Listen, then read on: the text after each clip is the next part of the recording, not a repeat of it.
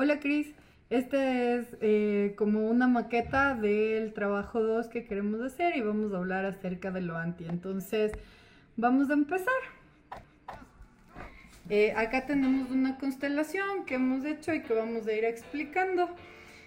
En principio en la clase de poesía nos preguntaron qué es lo anti. Entonces, entre el Diego y yo hemos armado como unas constelaciones para ir explicando y llegar a una conclusión de que es lo anti con los materiales que vimos en la clase, pero también para cada uno de nosotros desde una perspectiva y lectura de Estela Díaz Barín, de La Colorina, ¿no? Y de su poemario Los dones previsibles. Entonces, creo que vamos a empezar con la dimensión política, Diego. Bueno, en principio quisimos ver algunas connotaciones que tendría que ver este lindero de la política y la vida, ¿no? Que en este caso nos parece que viene de la mano en cuanto a la tesis 7 también de las tesis de la filosofía de la historia de Walter Benjamin en la tesis 7 cuando dice no hay un documento de cultura que no sea a la vez un documento de barbarie. Está ya haciendo un proceso de una primera explicación y al final de esa misma tesis dice que el verdadero historiador lo que tiene que hacer es hacer un proceso, digámoslo, en cuanto a revisionar la historia a contrapelo, ¿no? Entonces, bueno, creería aquí que viene desde un trabajo, no sé, me gustaría constelar también con política de la literatura de Jacques Rancière, porque Rancière habla acerca de esta materialidad sígnica, ¿no? Entonces, en esa materialidad sígnica nosotros vemos que la poesía de Estela Díaz Barín viene de la mano, acompañado de estas dos condiciones, ¿no? Y también que su vida propiamente fue como una marca poética en cuanto a la actitud que tenía, ¿no? Y eso viene desde su actitud anti, ¿no? Como, no como una oposición binaria, si es que se quiere, o simplemente una oposición dialéctica, sino más bien que tiene una brecha, se abre un campo, como un cruce, una multiforma, ¿no? Y también en este caso sería un espacio de fronteras, ¿no? O lo que vendría a llamarse, o lo que vendríamos a tener en cuenta, o lo que vendría a formularse como un espacio, ¿no? Transversal, ese resto, ese entre, ¿no? Del que hablaba Derrida, por ejemplo, en la Différance, me parece que viene con esto de la mano, ¿no? Con Estela Díaz Barín y su propuesta poética, ¿no? Eso en cuanto a la dimensión política, ¿no? Puedo leer si quieres el poema 4. El poema 4 dice, tú llevas una bandera, me han dicho. Sí, tú llevas una bandera, yo sé, que la bandera es de un rojo profundo. Toda bandera es un río de sangre. Bueno, ahí se ve claramente, bueno, lo que estábamos hablando anteriormente con Walter Benjamin, que no hay un documento de cultura que no sea a la vez un documento de barbarie, ¿no? Y esa institucionalización, ¿no? De esa marca en cuanto a la bandera, ese posicionamiento, hay que tener en cuenta igual que cuando se está realizando todo esta generación de lo anti, estamos en los años 50, más o menos 50, 60, entonces están saliendo de una Segunda Guerra Mundial y ahí hay todavía una propuesta de por medio, ¿no? Hay que entender tal vez en este caso que, por ejemplo, Paul Celan está haciendo poesía, ¿no? Entonces, hay como hacer poesía después de Auschwitz, ¿no? Hay como hacer poesía después de la Segunda Guerra Mundial, y eso me parece importante porque toma también como una connotación o una postura desde la vida, una postura política y que también sirve mucho la consecuencia de la poesía, ¿no? Y quiero señalar dos cosas en cuanto al poema, este poema 4, porque cuando dice toda bandera es un río de sangre es una conclusión, pero siempre empieza delineando una voz, ¿no? Cuando dice con un apelativo, tú llevas una bandera, me han dicho. Hay una suposición, pero está dirigido, ¿no? Sí, hay una respuesta. Ese diálogo es un diálogo de un encuentro y desencuentro, con la línea final o el verso final que Ahí rompe con todos los estereotipos de sentido que se van a dibujar, ¿no? Luego dice, tú llevas una bandera, ¿no? Está marcando su posición de por medio. Yo sé, hay una afirmación de por medio y dice que es una bandera de rojo profundo. Toda bandera es un río de sangre. Sea quien sea, dentro del campo político que sea comunista, sea, qué sé yo, liberal o en donde se esté, conservadores o lo demás, donde se esté fraguando, toda bandera después de la Segunda Guerra Mundial está manchada de sangre, ¿no? Bueno, voy a seguir un poco con la constelación. Desde lo que es lo anti para mí, bueno, yo he pensado en la coexistencia entre lenguajes, sobre todo pensando en algunas determinaciones de lenguajes que exceden, digamos, la palabra, ¿no? Entonces, desde lo visual, por ejemplo, estoy pensando en los artefactos de Nicanor Parra, ¿no? Entonces, Nicanor Parra también pertenece a esta sociedad de escritores chilenos, ¿no? De la cual también era parte de Estela Díaz Barín, la única mujer digamos, como de esta escena poética de los años 50 en Chile. Y además, una mujer, digamos, cuya vida tiene una postura muy transgresora, ¿no? De alguna manera, ella viaja de su ciudad natal para estudiar medicina, llega a Santiago, se da cuenta que la medicina no es el camino, entonces empieza a escribir, ¿no? Psiquiatría, empieza a escribir y de alguna manera encuentra en la poesía estas formas como de ir revisionando algunas cuestiones, ¿no? Bueno, yo hablaba de los artefactos de Nicanor Parra, luego también vamos a hablar de alguna manera de Violeta Parra, con las anticuecas, Nicanor Parra con la antipoesía, y ahí siempre está como esto de lo anti, ¿no? Y bueno, esta coexistencia entre lenguajes pensábamos también que tiene que ver mucho con el juego, porque el juego es una suspensión temporal de la realidad. Entonces, jugar, llevar la poesía a otros registros, tiene que ver con repensar los límites del lenguaje también, ¿no?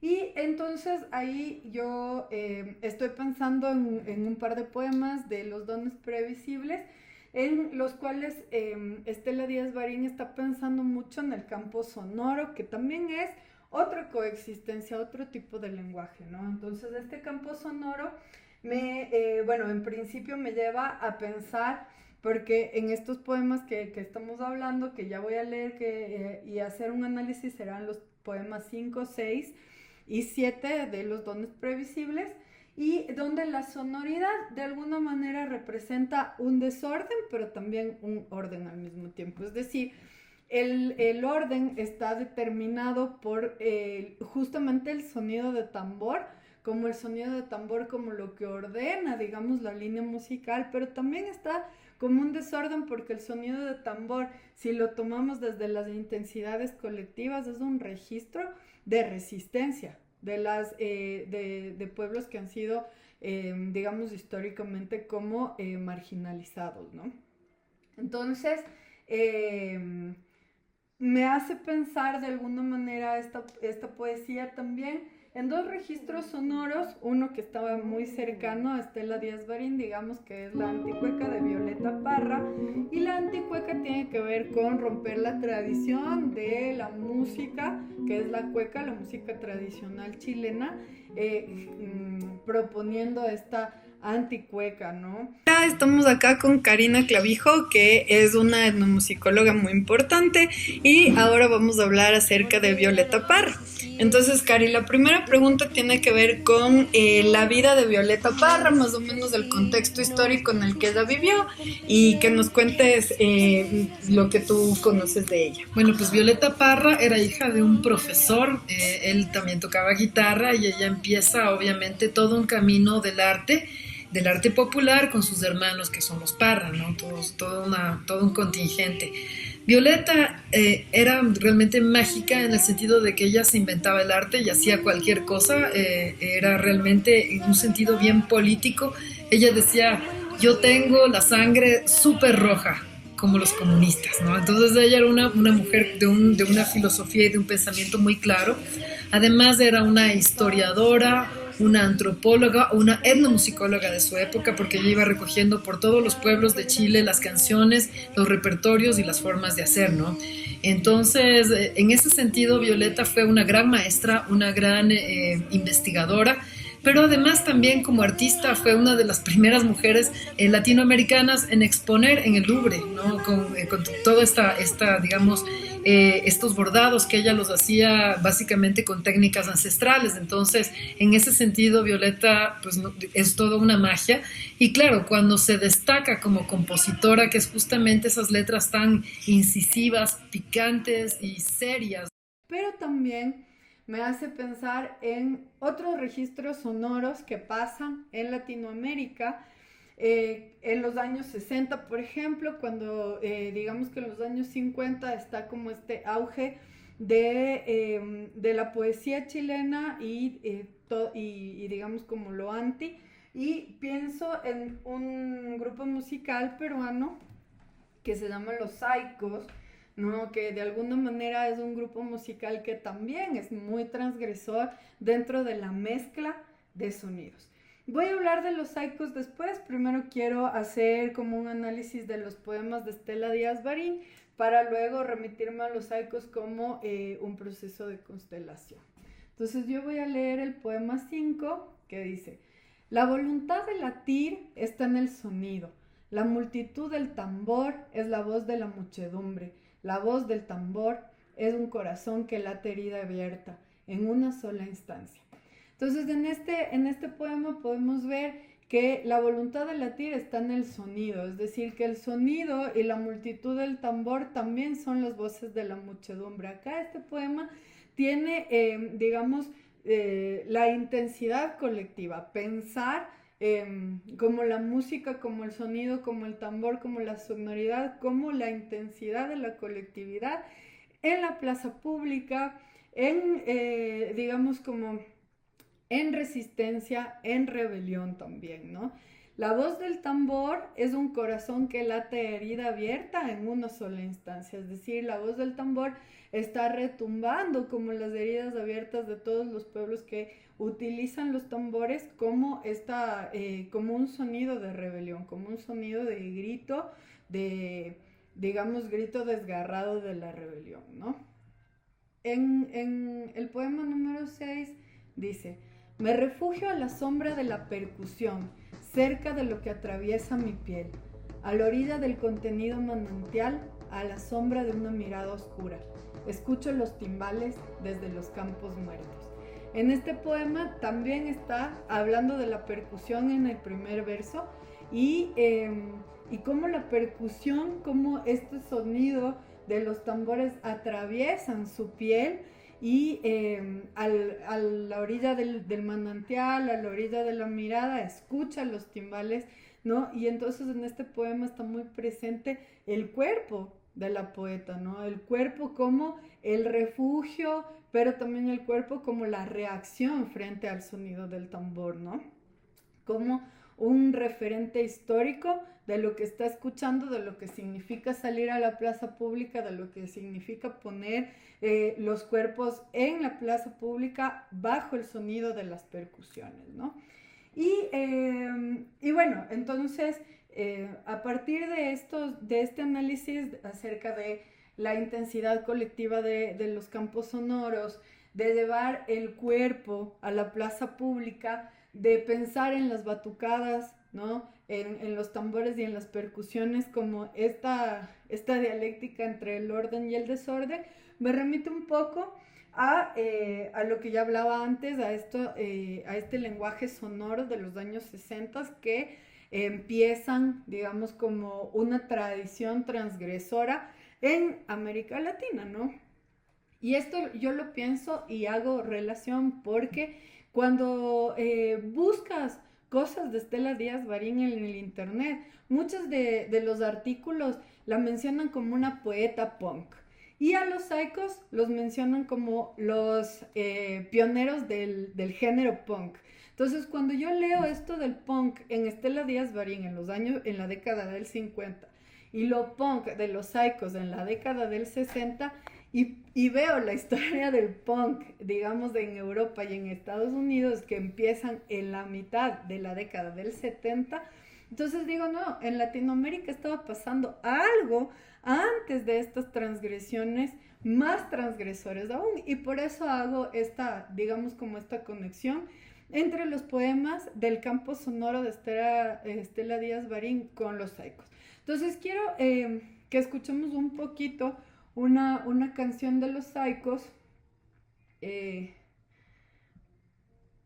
para determinar algunas cosas. 1, 2, 3.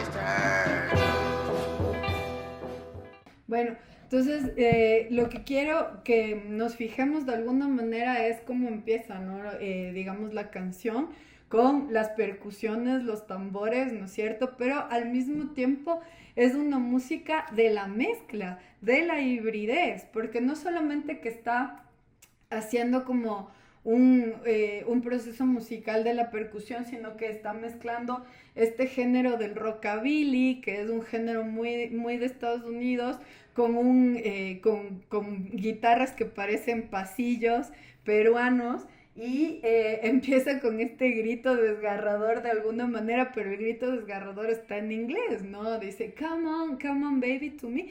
Y claro, ellos son peruanos, ¿no? Entonces aquí me lleva a pensar, y bueno, en esta canción no se nota mucho, pero hay otras canciones de este álbum, porque solamente sacaron un álbum, que hibridiza mucho la lengua, entre el inglés, el español, y también una especie de Spanglish, digamos como inventado, creado por ellos, como para expresar algunas cuestiones que ellos tienen, digamos como reticentes, y también hablando sobre el establishment. De hecho, su canción más famosa se llama Demolición, y demoler es demoler la estación de tren, demoler las conexiones, ¿no? Entonces, sí, para mí es bien importante como esta conexión entre lo que estaba pasando en la poesía en los años 50 en Chile con lo que estaba pasando en la música en los 60 en el Perú, y pensar lo anti como lo punk, pero como lo punk desde Latinoamérica. Entonces, desde esta transgresión. Ahora le voy a dar el paso a Diego, que va a hablar de otro poema más, de algunas otras cuestiones, y luego vamos a ver qué es lo anti para cada uno. Bueno, quería sumar un par de cosas también que me quedé pensando de lo que dijo la Pame. Primero la connotación del juego, ¿no? El juego no solo es hay una suspensión temporal de la realidad netamente, sino también una suspensión de la racionalidad, ¿no? Porque estás jugando, y a ese juego estás aproximándote a otro tipo de situaciones, a otro tipo de entornos. Entonces me parece que también viene mucho a partir de ello, ¿no? Y ese juego, bueno, hay un texto también de Derrida que se remite a ello, ¿no? En cuanto al juego en las ciencias sociales, o sea, el signo y cómo tiene que ver el signo y el juego en las ciencias sociales, ¿no? Y ahí él habla mucho que este juego es una parte de justamente la aproximación del sentido, ¿no? Ese juego o esa brecha donde se pueden instaurar algunas cosas. Y también con o sea, cuando se va a otro tipo de lenguajes, como el lenguaje visual, como el lenguaje sonoro, como esta constelación que está haciendo la PAMI justamente. Esta hibridez o este mestizaje o esta mezcla también tiene que ver con una connotación de los sentidos, ¿no? De lo que, en los afectos, de lo que afecta y cómo viene en cuanto a ello, ¿no? El cuerpo, porque la colorina Estela Díaz Barín no solo era una poeta muy particular de su vida, ¿no? En su vida en sí, en su vida política, su accionar político, y eso le costó... le arrollaron un día, ¿no? En cuanto a esta promulgación, perdió su dentadura, le rompieron algunos huesos, entonces fue muy complicado, ¿no? Estuvo expuesta, su cuerpo estuvo expuesto y también tuvo un episodio de una violación, o sea, todos esos materiales habría que entender cómo viene su particularidad de su propuesta poética en su vida, ¿no? Este proceso tal vez performático en su campo de vida, ¿no? En su espacio de vida, ¿no? Quería remitirme al poema 7, que dice lo siguiente: un niño ensaya su geometría, su cósmica medida de amor, la áurea medida de todas las cosas. Juntos ensayamos una sonrisa de triunfo, oyendo las bandadas del sonido. Todo el ritmo nos pertenece, nuestro don previsible, este signo que es un extraño signo entre dos signos. Aquí voy a trabajar en dos partes. Primero hay una propuesta, ¿no? Cuando dice un niño ensaya, me gusta mucho esa palabra, ¿no? Porque y luego la repite, ¿no? Ensayamos una sonrisa de triunfo. No es una certeza, no es una afirmación, ¿no? Como el anterior, ¿no? Cuando decía yo sé, tú, cuando había esa dirección, sino más bien acá está trabajando no en condiciones de certeza, sino más bien de posibilidades, ¿no? Y cuando dice un niño ensaya su geometría, ¿no? Su cósmica medida de amor. Ahí está enarbolando algo muy particular, ¿no? La geometría como una ciencia exacta, ¿no? Y la medida y la geometría como vienen de la mano en cuanto a la proposición limítrofe, ¿no? Pero no es una certeza igual, ¿no? O sea, no puede haber ni siquiera en la geometría, que vendría a ser como el lado específico de lo perfecto, si es que se quiere, ¿no? Tomando, por ejemplo, no sé, en otro tipo de culturas o en otro tipo de religiones, como por ejemplo los musulmanes, Alá no tiene una figura humana, sino geométrica, ¿no? Y de ahí el arte mudéjar y demás, ¿no? Pero cuando dice su cósmica medida de amor, ¿no? Hasta el amor está en esta propuesta de la medida de este proceso limítrofe, pero luego rompe, ¿no? Dice la aura medida de todas las cosas. Es decir, que todo está traspasado por esta medida, ¿no? Por esta medida de amor, esta cósmica medida de amor, ¿no? Y luego dice, juntos ensayamos una sonrisa de triunfo, oyendo las bandadas del sonido. Ahí la reminiscencia, ¿no? al campo sonoro, al campo musical, que siempre viene de la mano así con esta cósmica medida de amor que mide todas las cosas, ¿no? Y luego insiste en la condición de estos ecos, de estas reminiscencias sonoras, cuando dice todo tu ritmo nos pertenece, nuestro don previsible, este signo. Ahí está esta parte, cuando hablamos de los signos, ¿no? En la semiótica, si es que se quiere, la semiótica se compete, o el signo como una condición material, ¿no? Esta materialidad sígnica que tiene la poesía, me parece que está enfrentada y está justamente encarnada en esta propuesta, ¿no? No sé, como en definición de la cultura de Bolívar Echeverría, ¿no? Ya que utilizamos a Benjamin, ahora voy a remitirme a Bolívar Echeverría. Él dice que la cultura son los actos de lo cotidiano, ¿no? La cultura es todo lo que hacemos de los signos. Nosotros no consumimos cosas, consumimos signos, y toda esa materia sígnica que es una materialidad, es material, está remitida en ello, ¿no? Entonces me parece que viene de la mano también en esto, porque habla de una geometría, hay una propuesta de medida, hay una proposición materializada, no es solo la abstracción de por medio, y al final habla acerca de este signo, ¿no? Este signo que es un extraño signo. a pesar de estar codificado, medido, pensado a través de la geometría, no lo podemos explicar claramente, ¿no? ¿Qué es este extraño signo?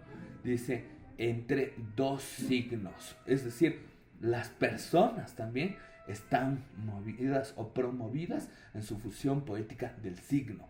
Es decir, el ser humano también está codificado a través de ello, ¿no? Y esto me pareció súper lindo a través de la poesía. Sí, bueno, entonces ahora para ir finalizando, vamos a preguntarnos y bueno, vamos a contestarnos la pregunta inicial, que es lo anti.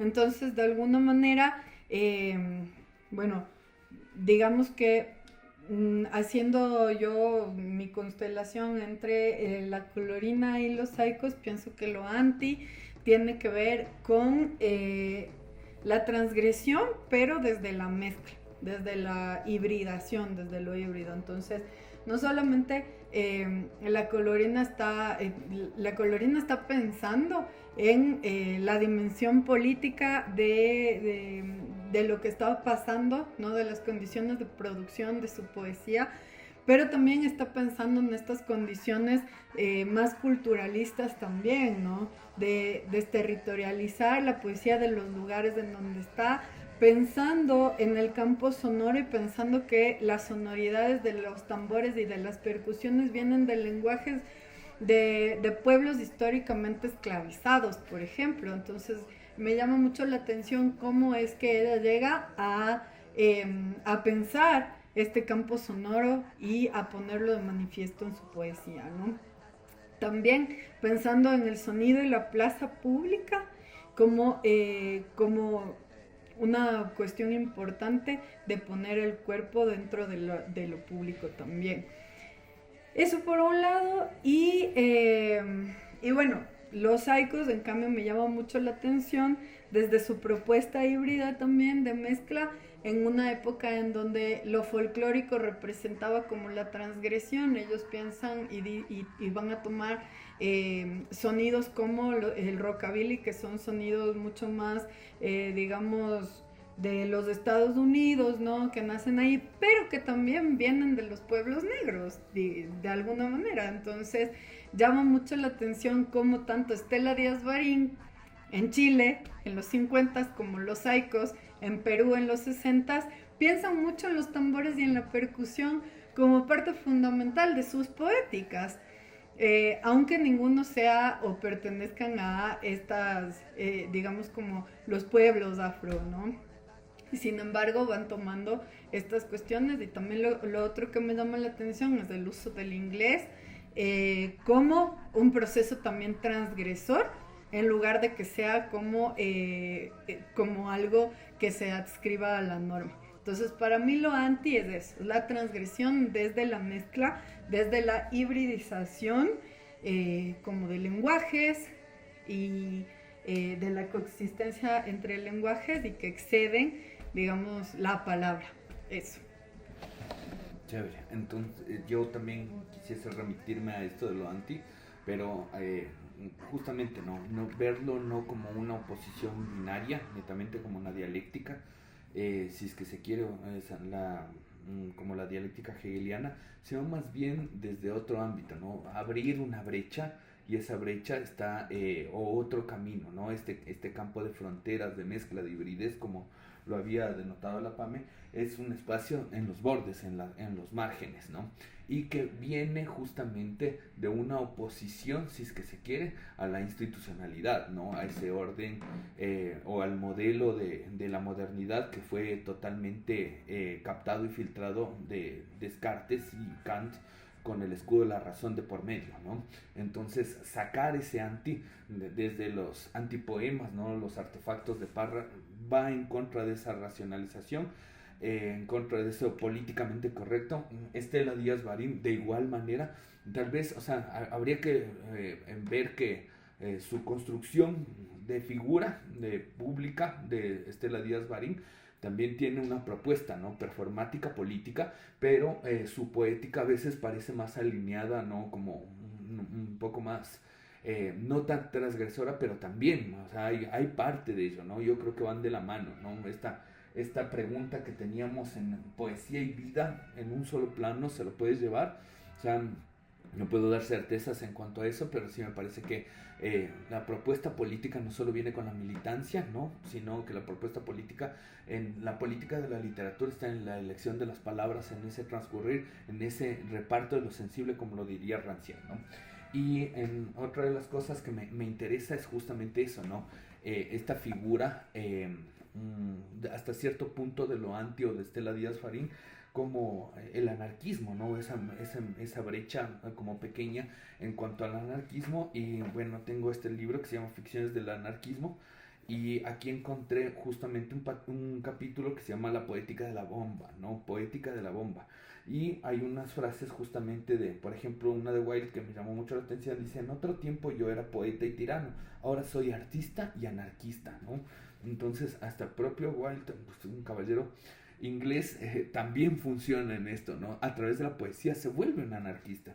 Y la otra que me gustó es la que se centra en la figura de Mallarmé. Y Mallarmé dijo algún rato, dice: no hay más que un hombre que tenga el derecho de ser anarquista. Yo, el poeta, puesto que solo fabrico un producto que la sociedad no quiere, a cambio del cual no me da con qué vivir.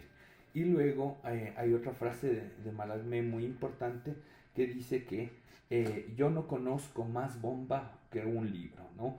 Y habla acerca de eso, ¿no? Como que la poesía es justamente ese estallido que formula, ¿no? Y el estallido no solo viene desde el campo de una desmesura, una irracionalidad, sino es un cambio, un estallido, una bomba, un ataque justamente a lo que vendría a ser todo este paradigma fijo de la instauración o la institucionalización de la razón como el mecanismo de convivencia de todo el mundo y de los sentidos poéticos también, ¿no? Y obviamente ahí viene de la mano de lo que hablábamos, ¿no? Tanto de los saicos como los mismos productos de Violeta Parra, ¿no? Como la anticueca, como su formulación de estar justamente fuera de las instituciones, pero tratando de formar y crear también otro tipo de orden, pero no institucional, ¿no? Como hacer una universidad del folclore, ¿no? Bueno, eso es más o menos como lo que queríamos exponer. Gracias.